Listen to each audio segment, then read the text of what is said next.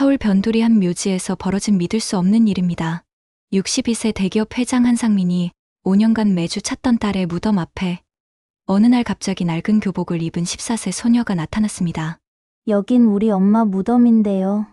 소녀의 한마디에 상민의 세상이 흔들리기 시작했죠. 과연 이 소녀는 누구일까요? 그리고 왜 죽은 딸의 무덤을 자신의 엄마라고 부르는 걸까요? 저한테 엄마는 늘 여기 계신다고 했어요.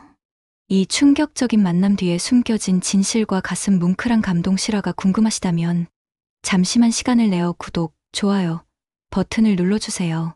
글을 매일 쓰는 큰 힘이 됩니다. 그럼 이제 한상민과 수진이의 놀라운 이야기 속으로 함께 들어가 보시죠. 서울 변두리 재개발 지역, 겨울 찬바람이 매섭게 불어오는 2월의 어느 오후였습니다. 한상민은 검은색 벤츠에서 천천히 내려 묘지 입구를 바라봤습니다. 62세의 나이에도 꼿꼿한 어깨와 단정한 정장 차림새는 여전히 대기업 회장다운 위엄을 풍겼지만 이곳에 올 때만큼은 그 모든 권위가 한순간에 무너져 내렸습니다. 상민의 발걸음은 늘 같은 길을 향했습니다. 구역 3에 14번 딸 지연이가 영원히 잠들어 있는 곳이었죠. 5년 전 그 비극적인 교통사고로 세상을 떠난 딸의 묘소 앞에 서면 상민은 언제나 한낱무력한 아버지가 되어버렸습니다. 화려한 성공담도 수십억 원의 재산도 수백 명의 직원들이 우러러보는 막강한 지위도 이곳에서만큼은 아무런 의미가 없었습니다. 딸아, 아빠가 더 지켜주지 못해서 미안하다. 상민은 묘비에 정성스럽게 새겨진 딸의 이름을 떨리는 손으로 쓰다듬으며 속삭였습니다. 그날도 여느 때처럼 딸이 가장 좋아했던 순백의 백합을 정성스럽게 올리고 무릎을 꿇고 앉았습니다. 차가운 바람이 그의 성성한 백발을 거칠게 흔들었지만 상민은 전혀 아랑곳하지 않았습니다. 지연이는 상민의 유일무이한 혈육이었습니다. 아내를 일찍 여의고 홀로 키워낸 소중한 딸이었죠. 회사 경영에만 몰두하느라 제대로 챙겨주지 못했던 것이 평생 가슴에 박힌 가시 같은 후회였습니다. 딸이 어떤 친구들과 어울리며 지냈는지, 어떤 깊은 고민들을 속으로 사귀고 있는지, 혹시 연애는 하고 있는지도 제대로 알려고 하지 않았습니다. 그저 명문대학에 보내고 용돈을 넉넉히 주고 좋은 옷을 사주는 것이 아버지 역할의 전부라고 착각했던 자신이 너무나 원망스러웠습니다. 상민의 눈가에는 세월의 무게를 고스란히 담은 깊은 주름들이 촘촘히 패여 있었습니다. 성공한 기업가로서 숱한 경영 위기와 시장의 파도를 슬기롭게 헤쳐나왔지만 딸의 갑작스러운 죽음만큼은 어떤 돈으로도, 어떤 권력으로도, 어떤 수단을 동원해서도 되돌릴 수 없는 절대적인 절망이었습니다. 상민은 매주 어김없이 이곳을 찾아와 딸과 나누지 못했던 수많은 대화들을 혼자서 중얼거렸습니다. 회사에서는 여전히 카리스마 넘치고 결단력 있는 회장이었지만 집으로 돌아가면 거대하고 텅 빈 저택에서 홀로 쓸쓸히 저녁을 먹는 외로운 노인일 뿐이었습니다. 딸의 방은 사고 당일 그대로 보존해두었고 가끔 그곳에 들어가 딸이 아끼던 인형들과 책들, 화장품들을 하나하나 만지작거리며 달콤했던 추억 속으로 빠져들곤 했습니다. 하지만 그럴 때마다 가슴 깊숙한 곳에서 밀려오는 막막한 공허함과 그리움은 도저히 어떤 방법으로도 채워지지 않았습니다. 이날도 상민은 1시간이 훌쩍 넘도록 차가운 묘소 앞에 무릎을 꿇고 앉아 있었습니다. 서쪽 하늘로 해가 붉게 기울어가고 있었지만 일어설 마음을 먹지 못했습니다. 딸과 함께했던 소중했던 시간들, 더 많은 진솔한 대화를 나누지 못한 평생의 아쉬움, 그리고 앞으로 죽는 날까지 가슴에 안고 가야 할 뼈아픈 그리움이 온몸을 짓눌렀습니다. 세상 사람들이 부러워하는 성공이라는 이름으로 쌓아올린 모든 것들이 허무하게 무식해질 만큼 상민에게는 딸을 잃은 슬픔이 삶의 가장 무거운 짐이었습니다. 상민은 묘비를 다시 한번 어루만지며 일어섰습니다. 내일 또 올게, 지연아. 아빠는 너를 절대 잊지 않을 거야. 그의 뒷모습은 석양 속에서 더욱 쓸쓸해 보였습니다. 그로부터 3일 후 하늘에서는 차가운 겨울비가 촉촉히 내리고 있었습니다. 상민은 평소보다 조금 일찍 회사를 나와 다시 묘지로 향했습니다. 비 오는 날이면 더욱 딸 생각이 간절해졌기 때문이었죠. 지연이가 어릴 적 비 오는 날이면 아빠 품에 파고들어 외성병력을 무서워했던 기억이 선명했습니다. 묘지 입구에 도착한 상민은 평소와 다른 광경을 목격했습니다. 멀리서도 누군가 딸의 묘소 앞에 서 있는 것이 보였습니다. 상민의 걸음이 빨라졌습니다. 누가 감히 지연이 곁에 있단 말인가. 가까이 다가갈수록 그 정체가 뚜렷해졌습니다. 허름하고 낡은 교복을 입은 앳된 소녀였습니다. 나이는 대략 15살 정도로 보였고 손에는 작은 국화꽃 몇 송이를 들고 있었습니다. 비에 젖은 머리카락이 얼굴에 달라붙어 있었지만 소녀는 꿋꿋하게 묘비 앞을 지키고 서 있었습니다. 상민이 다가서자 소녀는 고개를 들어 그를 바라봤습니다. 그 순간 상민은 소녀의 눈빛에서 묘한 기시감을 느꼈습니다. 어디선가 본 듯한 낯익은 눈매였습니다. 하지만 그런 생각은 잠시뿐이었습니다. 당장 이 아이가 왜 딸의 묘소에 있는지가 더 중요했습니다. 여기서 뭘 하는 거냐? 상민의 목소리에는 당황스러움과 약간의 경계심이 섞여 있었습니다. 소녀는 떨리는 목소리로 대답했습니다. 여긴 우리 엄마 무덤인데요. 그 한마디에 상민의 세상이 순간 정지한 듯 했습니다. 무슨 소리냐? 상민은 자신의 귀를 의심했습니다. 여긴 내 딸, 지연이의 무덤이다. 소녀는 고개를 떨구며 더욱 작은 목소리로 말했습니다. 저한테 엄마는 늘 여기 계신다고 했어요. 상민은 소녀를 자세히 들여다봤습니다. 초라한 교복은 여러 번 기워진 흔적이 역력했고 신발도 낡아서 밑창이 거의 닳아 없어진 상태였습니다. 하지만 소녀의 얼굴에서는 묘한 고집스러움과 애절함이 동시에 느껴졌습니다. 소녀는 계속해서 말했습니다. 엄마가 살아계셨을 땐 제 곁에 없었지만 이 무덤이 우리에게는 집 같은 곳이에요. 매달 이곳에 와서 엄마께 안부를 여쭙고 학교에서 있었던 일들을 말씀드려요. 소녀의 목소리에는 진심이 담겨 있었습니다. 상민은 혼란에 휩싸였습니다. 이 소녀가 정말 지연이와 관련이 있는 것일까? 혹시 딸이 살아있을 때 몰래 낳은 아이일까? 하지만 그런 생각을 하는 자신이 딸을 의심하는 것 같아 마음이 불편했습니다. 지연이가 그럴 리 없다고, 그랬다면 자신에게 말했을 거라고 굳게 믿었습니다. 아이야, 여기는 내가 올 곳이 아니다. 상민은 최대한 부드럽게 말하려 애썼습니다. 하지만 소녀는 고개를 저었습니다. 저는 매주 여기 와요. 벌써 3년째예요. 엄마를 처음 알게 된 게 3년 전이었거든요. 3년 전이라는 말에 상민의 심장이 쿵 내려앉았습니다. 그때는 지연이가 세상을 떠난 지 2년 후였습니다. 도대체 이 소녀는 누구이며 어떻게 지연이에 대해 알고 있는 것일까? 소녀는 주머니에서 낡은 사진 한 장을 꺼냈습니다. 이게 제가 가진 엄마의 유일한 사진이에요. 상민이 그 사진을 받아보는 순간 온몸에 전율이 흘렀습니다. 사진 속에는 분명 지연이가 있었습니다. 하지만 상민이 본 적 없는 모습의 지연이었습니다. 임신한 듯 불러진 배를 한 손으로 감싸고 다른 한 손으로는 카메라를 향해 환하게 웃고 있었습니다. 이게 대체 어떻게 된 일인지 상민은 도무지 이해할 수 없었습니다. 딸이 임신을 했다고, 그것도 자신 모르게? 그리고 그 아이가 바로 눈앞에 이 소녀라는 것일까? 상민의 손이 사진을 붙잡고 떨렸습니다. 사진 속 지연이의 모습은 그가 알고 있던 딸과는 전혀 달랐습니다. 눈빛에는 모성애가 가득했고 임신한 배를 어루만지는 손길은 그토록 다정해 보였습니다. 하지만 동시에 어딘가 불안하고 걱정스러운 표정도 엿보였습니다. 이 사진이 정말 우리 지연이란 말이냐? 상민의 목소리는 떨렸습니다. 소녀는 고개를 끄덕였습니다. 제가 태어나기 한 달 전에 찍은 거래요. 엄마가 저를 키워주신 이모가 주신 거예요. 그때서야 저는 제 엄마가 누구인지 알게 됐거든요. 상민은 더욱 혼란스러워졌습니다. 이모라니, 지연이에게 그런 친구가 있었던가. 딸의 교우 관계를 제대로 알지 못했던 자신의 무관심이 뼈아프게 다가왔습니다. 소녀는 계속해서 말했습니다. 이모 말로는 엄마가 저를 낳고 얼마 안 돼서 교통사고로 돌아가셨대요. 그래서 저는 지금까지 이모 집에서 자랐고요. 하지만 이모도 형편이 어려워서. 소녀의 목소리가 점점 작아졌습니다.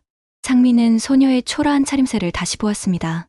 낡은 교복, 해진 가방, 굽이 달린 운동화까지 모든 것이 가난의 흔적을 말해주고 있었습니다. 만약 이 아이가 정말 지연이의 딸이라면 자신의 손녀가 이렇게 고생하며 살아왔다는 뜻이었습니다. 내 이름이 뭐니? 상민이 물었습니다. 수진이요. 김수진이에요. 엄마 성을 따라서요. 상민의 가슴이 철렁했습니다. 지연이의 성은 한씨였는데 김씨라니. 혹시 아버지의 성을 따른 것일까?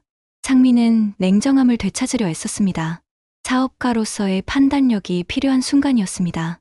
아무리 사진이 있다고 해도 그것만으로는 확신할 수 없었습니다. 혹시 누군가 자신을 속이려는 것은 아닐까? 아이야, 내가 정말 우리 지연이의 딸이라는 증거가 더 있느냐? 상민의 목소리에는 의심이 섞여 있었습니다. 수지는 당황한 표정을 지었습니다. 증거요. 저는 그냥 이모가 해주신 말만 믿고 있었는데요. 상민은 고개를 저었습니다. 그것만으로는 부족하다. 혹시 누군가 너를 이용하려는 건 아니니? 돈을 노리고 말이다. 수진의 눈에 눈물이 고였습니다. 저는 돈 같은 건 바라지 않아요. 그냥 엄마를 그리워할 권리라도 있었으면 좋겠어요. 그 순간 수진의 눈에서 떨어진 눈물방울이 상민의 마음을 흔들었습니다. 아이의 눈빛에는 거짓이 없어 보였습니다. 하지만 상민은 쉽게 믿을 수 없었습니다. 너무 갑작스러운 일이었고 받아들이기엔 충격이 너무 컸습니다. 앞으로 이곳에 오지 마라. 상민은 단호하게 말했습니다. 여기는 내 딸만의 곳이다. 수지는 고개를 저었습니다. 저는 계속 올 거예요. 엄마가 계신 곳이니까요. 상민은 답답함을 느꼈습니다. 이 아이를 어떻게 설득해야 할지 모르겠었습니다. 그렇다면 나는 어떻게 해야 하느냐.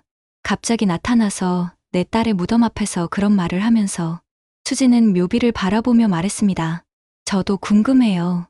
왜 엄마가 평생 저를 숨겼는지, 왜 할아버지한테 말씀 안 하셨는지 분명히 이유가 있을 거예요. 상민은 그 말에 가슴이 먹먹해졌습니다. 혹시 지연이가 정말 자신 모르게 아이를 낳았던 것일까? 그리고 어떤 사정으로 혼자 키울 수밖에 없었던 것일까?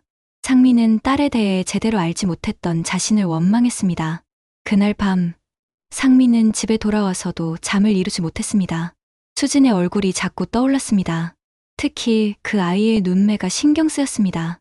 어디선가 본 듯한 친숙함이 있었던 것입니다.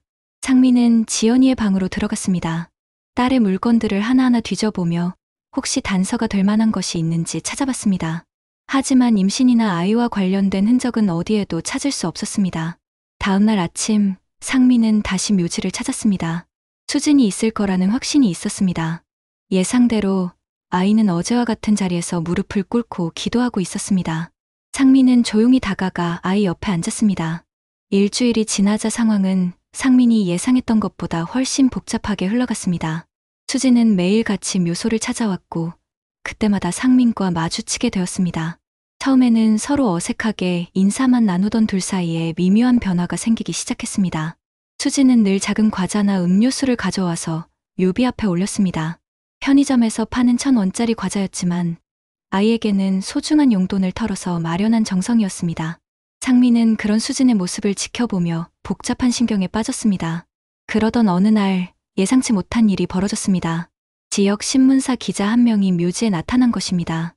키가 작고 날카로운 인상의 중년 남자였는데 카메라를 들고 있었습니다. 혹시 한상민 회장님이십니까?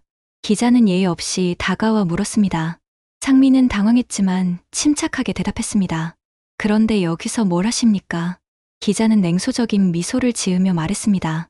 한 회장님의 딸분이 숨겨둔 아이가 있다는 제보를 받았습니다. 그 아이가 바로 저기 있는 소녀라는데 사실인가요? 상민의 얼굴이 굳어졌습니다. 수지는 무서워하며 상민 뒤로 숨었습니다. 기자는 계속해서 질문을 퍼부었습니다. 재벌가의 혼외자식 스캔들이라니 이거 꽤 흥미로운 기사가 되겠는데요. DNA 검사는 해보셨습니까? 상민은 화가 치밀었습니다. 당장 여기서 나가시오. 사생활 침해입니다. 하지만 기자는 쉽게 물러서지 않았습니다. 국민들의 알 권리가 있습니다. 특히 상속 문제와 관련해서는 더욱 그렇고요. 그 순간 수진이 앞으로 나섰습니다. 저는 아무것도 바라지 않아요. 그냥 엄마를 그리워할 권리만 있었으면 좋겠어요. 아이의 당당한 목소리에 기자도 잠시 말문이 막혔습니다. 하지만 이미 늦었습니다. 다음날 아침 지역신문에는 재벌가 숨겨진 혈육 등장이라는 제목의 기사가 실렸습니다. 비록 지역 소규모 언론이었지만 인터넷 시대에는 순식간에 퍼져나갔습니다. 상민의 휴대전화는 쉴 새 없이 울렸습니다. 기자들의 취재 요청부터 시작해서 회사 임직원들의 걱정 어린 전화까지 이어졌습니다. 가장 큰 문제는 상민의 사촌형인 한상국이었습니다. 상국은 평소에도 상민의 재산을 노리고 있던 인물이었습니다. 상민에게 자식이 없다는 것을 알고 있었기에 언젠가는 상속받을 수 있을 거라고 기대하고 있었던 것입니다. 하지만 갑자기 손녀가 나타났다는 소문에 크게 동요했습니다. 상민아, 이게 대체 무슨 일이냐? 상국은 상민의 회사로 직접 찾아와 따졌습니다. 지연이가 숨겨둔 아이가 있다는 게 사실이냐? 상민은 피곤한 표정을 지었습니다. 아직 확실하지 않습니다. 확실하지 않다니. 상국의 목소리가 높아졌습니다. 그럼 당장 확인해봐야 하지 않겠냐?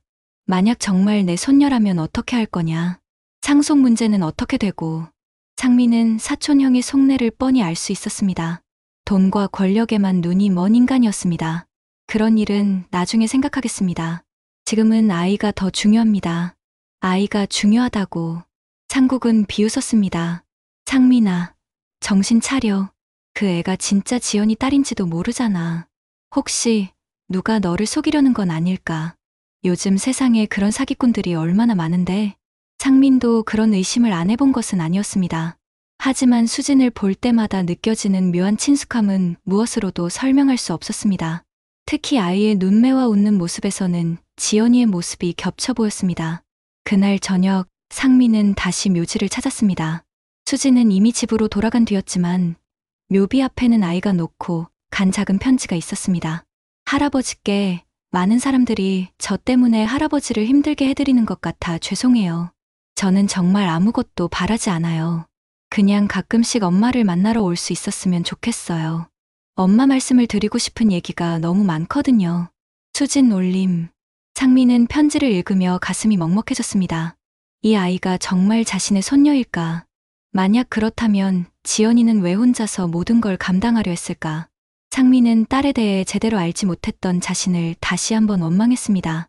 상민은 더 이상 미룰 수 없다고 판단했습니다. 언론의 관심이 날로 커지고 있었고 회사 주가에도 영향을 미치기 시작했습니다. 무엇보다 수진이 정말 자신의 손녀인지 확실히 알아야 했습니다. 상민은 은밀히 신뢰할 만한 병원을 통해 DNA 검사를 진행하기로 결심했습니다. 수진을 따로 만난 상민은 조심스럽게 제안했습니다. 수진아, 우리가 정말 가족인지 확인해보는 게 어떨까? 검사를 받아보자. 수진은 잠시 망설이다가 고개를 끄덕였습니다. 네, 좋아요. 저도 궁금해요. 검사 결과를 기다리는 일주일은 상민에게 가장 길고 답답한 시간이었습니다. 만약 수진이 정말 지연이의 딸이라면 자신은 5년 동안 손녀의 존재도 모르고 살아왔다는 뜻이었습니다. 그동안 아이가 얼마나 힘들게 살았을지 생각하니 가슴이 아팠습니다. 드디어 검사 결과가 나왔습니다. 상민은 떨리는 손으로 봉투를 열었습니다. 친족 관계 확률 99.9%. 수진은 분명히 상민의 친손이었습니다. 상민은 한동안 그 종이를 멍하니 바라보았습니다. 현실이 믿어지지 않았습니다. 지연아, 너 왜 나한테 말하지 않았니? 상민은 혼자 중얼거렸습니다. 왜 혼자서 모든 걸 감당하려 했니? 아빠가 그렇게 무서웠니? 상민의 눈에서 뜨거운 눈물이 흘러내렸습니다. 상민은 즉시 수진을 찾아갔습니다. 아이는 학교에서 돌아와 이모와 함께 좁은 반지하 방에서 라면을 끓여 먹고 있었습니다. 상민이 나타나자 수진의 이모는 깜짝 놀라며 일어섰습니다. 어머, 회장님이 왜 이런 곳까지? 이모는 당황스러워했습니다. 상민은 정중하게 인사했습니다. 그동안 수진이를 돌봐주셔서 감사합니다. 이제 제가 책임지겠습니다. 상민은 수진에게 검사 결과를 보여주었습니다. 수진아, 넌 정말 내 손녀가 맞구나. 수진의 눈에 눈물이 고였습니다. 정말요. 저에게도 진짜 가족이 생긴 거예요. 하지만 기쁨도 잠시 더 큰 시련이 기다리고 있었습니다. 상국이 여러 명의 변호사를 대동하고 나타난 것입니다. 상민아, 이제 정신 차려야 하지 않겠냐. 상국의 목소리는 차갑고 단호했습니다. 상국은 계속해서 말했습니다. 그 아이를 인정하면 상속 구조가 완전히 바뀐다. 회사 경영권까지 흔들릴 수 있어. 지연이는 이미 죽었고 그 아이는 미혼모의 자식이야. 사회적 체면도 생각해야 하지 않겠냐. 상민은 분노가 치밀어 올랐습니다. 체면이라고. 내 손녀를 두고 체면을 따지자고 하는 거냐. 하지만 상국은 물러서지 않았습니다. 상민아, 현실을 봐. 그 아이 하나 때문에 우리 가문 전체가 망가질 수 있어. 그때 수진이 조용히 말했습니다. 할아버지, 저 때문에 힘드시면 저는 그냥 예전처럼 살게요. 아무것도 바라지 않으니까요. 수진의 말에 상민의 가슴이 찢어질 것 같았습니다. 안 된다. 상민은 단호하게 말했습니다. 넌 내 손녀고 지연이가 남겨준 소중한 아이다. 내가 반드시 지킬 거야. 상국은 코웃음을 쳤습니다. 감정에 휩쓸려서 그런 소리 하지 마. 나중에 후회해도 늦어. 상민은 상국을 똑바로 쳐다봤습니다. 후회는 내가 할 일이다. 당신은 신경 쓰지 마시오. 상국은 분노하며 일어섰습니다. 좋아. 그럼 법적으로 대응하겠어. 그 아이의 상속권을 인정할 수 없다고. 상국이 나간 후 상민은 수진을 바라봤습니다. 아이는 무서워하며 떨고 있었습니다. 할아버지, 저 때문에 큰일이 나는 건 아니죠. 상민은 수진을 꼭 껴안았습니다. 걱정하지 마. 할아버지가 다 해결할 거야. 그 순간 상민은 깨달았습니다. 자신이 진정으로 지켜야 할 것은 돈이나 명예가 아니라 바로 이 아이, 지연이가 남겨준 소중한 혈육이라는 것을요. 하지만 앞으로의 싸움은 만만치 않을 것 같았습니다. 그날 밤 상민은 지연이의 방에 들어가 딸의 사진을 바라보며 다짐했습니다. 지연아, 미안하다. 내가 왜 혼자 감당해야 했는지 이제야 알 것 같아. 하지만 이제는 내가 수진이를 지킬게. 아빠가 끝까지 책임질 거야. 바깥에서는 언론들이 더욱 거세게 몰아치고 있었습니다. 재벌과 상속 분쟁, 숨겨진 혼외손자 등장 같은 자극적인 제목들이 포털 사이트 메인을 장식했습니다. 상민은 이 모든 시련을 어떻게 헤쳐나가야 할지 막막했지만 수진만은 반드시 지키겠다고 다짐했습니다. 상민은 수진을 보호하기 위해 아이를 자신의 집으로 데려왔습니다. 처음 저택에 들어선 수진은 그 웅장함에 압도되어 작은 목소리로 말했습니다. 할아버지, 저 같은 애가 이런 곳에 있어도 될까요? 상민은 다정하게 답했습니다. 여기가 내 집이야, 수진아. 하지만 평온함은 오래가지 못했습니다. 상국은 약속한 대로 법정 대응에 나섰습니다. 그는 유능한 변호사들을 고용해 수진의 상속권을 무효화하려는 소송을 제기했습니다. 미혼모의 자식이라는 점과 출생신고 과정의 복잡함을 문제 삼았습니다. 더욱 충격적인 일이 벌어졌습니다. 상민이 지연이의 방을 정리하던 중 오래된 일기장 하나를 발견한 것입니다. 먼지가 수북이 쌓인 책상 서랍 맨 아래 깊숙이 숨겨져 있던 일기장이었습니다. 상민은 떨리는 손으로 첫 페이지를 펼쳤습니다. 아버지, 죄송해요. 일기장의 첫 문장이 상민의 심장을 멈추게 했습니다. 저는 아버지께 실망만 드리는 딸인 것 같아요. 임신 사실을 말씀드리고 싶었지만 미혼모라는 사실이 알려지면 아버지의 명예가 무너질까봐 두려웠어요. 상민은 일기를 계속 읽어내려갔습니다. 지연이의 속마음이 한 줄 한 줄 드러날 때마다 가슴이 찢어지는 것 같았습니다. 아이 아버지는 대학원 선배였는데 임신 사실을 알리자 책임을 지지 않고 사라져버렸다는 내용도 있었습니다. 가장 충격적인 부분은 마지막 장이었습니다. 아버지, 제가 이 세상을 떠나더라도 제 아이만은 부디 지켜주세요. 아버지가 제 아이의 존재를 알게 되는 날이 온다면 그때는 부디 따뜻하게 품어주세요. 저는 아버지의 딸이라는 것이 평생 자랑스러웠어요. 상민은 일기장을 읽으며 목 놓아 울었습니다. 지연아, 미안하다. 내가 너한테 그렇게 무서운 아버지였구나. 내가 왜 혼자서 모든 걸 견뎌야 했는지 이제야 알겠어. 상민은 자신이 얼마나 권위적이고 냉정한 아버지였는지 깨달았습니다. 한편 상국은 언론을 이용해 여론전을 펼치기 시작했습니다. 그는 몇몇 기자들에게 돈을 주며 상민에게 불리한 기사들을 쏟아내도록 했습니다. 재벌 2세의 무책임한 사생활, 숨겨진 사실들이 하나둘 세상에 알려지기 시작. 같은 제목의 기사들이 연일 포털 사이트를 장식했습니다. 수지는 이런 상황들을 모두 지켜보며 자책했습니다. 할아버지, 저 때문에 너무 힘드시는 것 같아요. 차라리 제가 다시 이모 집으로 돌아가는 게 나을까요? 상민은 단호하게 고개를 저었습니다. 절대 안 된다. 이제 너는 내 손녀고 내가 끝까지 지킬 거야. 그러던 어느 날 더욱 충격적인 사실이 드러났습니다. 상국이 고용한 사립탐정이 수진을 키워준 이모를 찾아가 협박했다는 소식이었습니다. 이모는 겁에 질려 상민에게 전화를 걸어왔습니다. 회장님, 큰일 났어요. 어떤 사람들이 와서 수진이에 관한 이야기를 하지 말라고 협박했어요. 돈도 주면서 수진이를 포기하라고 하더라고요. 상민은 분노로 온몸이 떨렸습니다. 상국이 이런 비열한 수단까지 쓰고 있다는 것이었습니다. 상민은 즉시 상국을 불러 따졌습니다. 이모까지 협박하다니 당신이 그렇게까지 해야 하는 거요. 상국은 뻔뻔하게 답했습니다. 상민아, 이건 우리 가문의 명예가 걸린 문제야. 그 정도는 감수해야 하지 않겠냐. 그때 수진이 방에서 나와 두 사람의 대화를 들었습니다. 아이는 상국 앞에 무릎을 꿇고 말했습니다. 할아버지, 제발 진짜 할아버지를 괴롭히지 말아주세요. 저는 정말 아무것도 바라지 않아요. 그냥 가끔씩 엄마 무덤에 갈 수 있게 해주시면 돼요. 상국은 냉정하게 말했습니다. 그럼 내가 직접 포기각서에 사인해라. 앞으로 한 가문과는 아무 상관없다고. 수지는 고개를 끄덕이려 했지만 상민이 막아섰습니다. 안 된다. 상민의 목소리는 단호했습니다. 수진아, 일어서라. 너는 내 손녀고 지연이의 딸이다.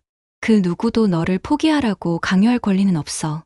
상국은 마지막으로 경고했습니다. 상민아, 마지막으로 말하겠어. 그 아이를 포기하지 않으면 회사 경영권도 가문의 재산도 모두 법정에서 결판내겠어.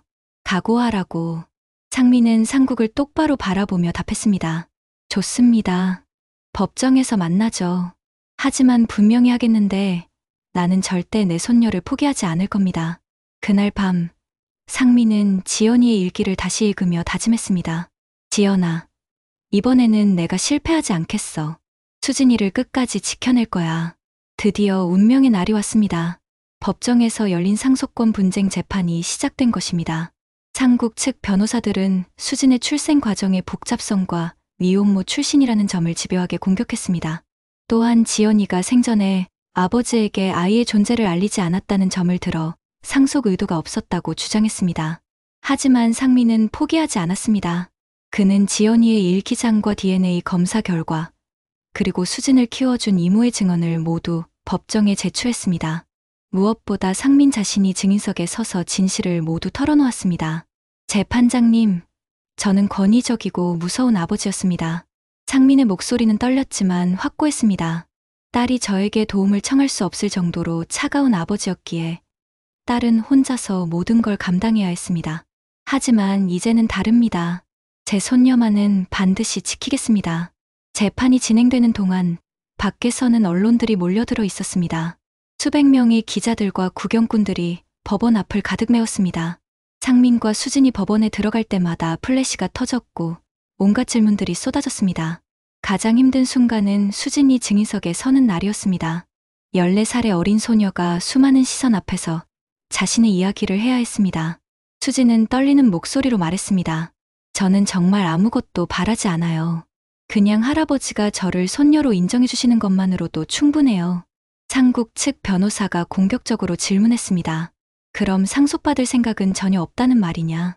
수진은 고개를 끄덕였습니다. 네. 저는 돈이나 재산 같은 건 필요 없어요. 그냥 가족이고 싶을 뿐이에요. 그 순간 방청석에서 웅성거림이 일어났습니다. 수진의 순수한 대답에 많은 사람들이 감동받은 것이었습니다. 하지만 상국 측 변호사는 계속해서 몰아붙였습니다. 하지만 법적으로는 상속권이 자동으로 발생한다. 그것을 포기하겠다는 각서를 써라. 상민이 벌떡 일어났습니다. 이해 있습니다.